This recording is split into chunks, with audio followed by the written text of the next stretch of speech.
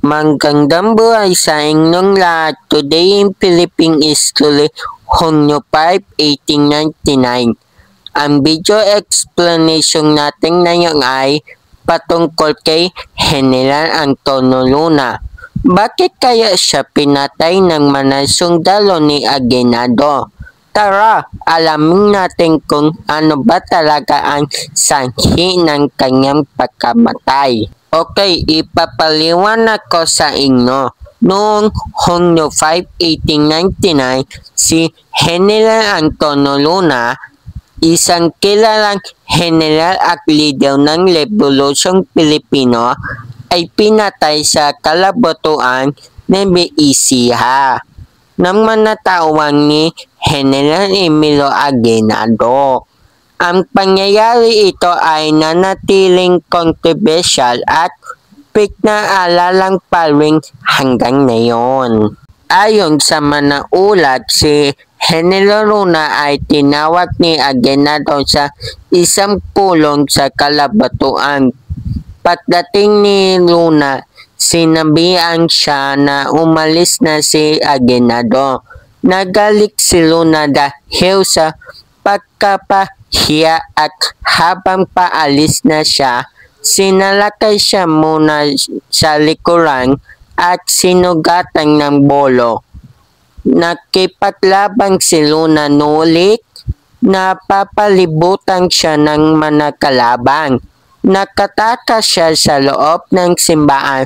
Nulit na makalating sa plaza, binaril siya ng mga sundalo ni Aguinaldo. Okay, pakinggan natin ang isang ulat na ginawa ko kanina lang. Okay? So, pakinggan natin ito.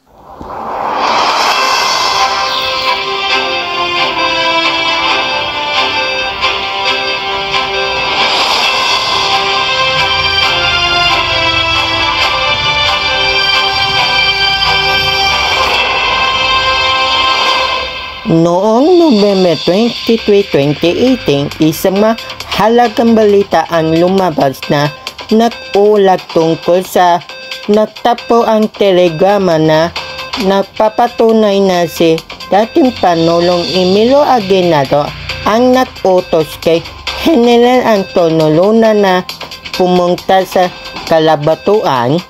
Ang telegrama ito na nakasulat sa Espanyol ay naglalaman ng utos na dumating si Luna sa isang mahalagang pulong na tinutukoy bilang isang emergency na sitwasyon.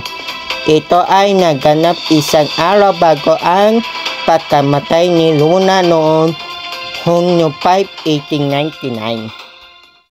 Ang sagot, walang tiyak na conclusion kung si General Emilio Aguinaldo ay traidor. Okay, ibig sabihin na ito, wala pang mga conclusion na nagsasabi na traidor pa si General Emilio Aguinaldo ungkol sa pagkamatay ni General Antonio Luna sa kalabatuan ng Beisiha. Okay, hanggang dito na lang ang ating video explanation ngayong araw na ito, June 5, 2025. Maraming salamat sa pakikinig.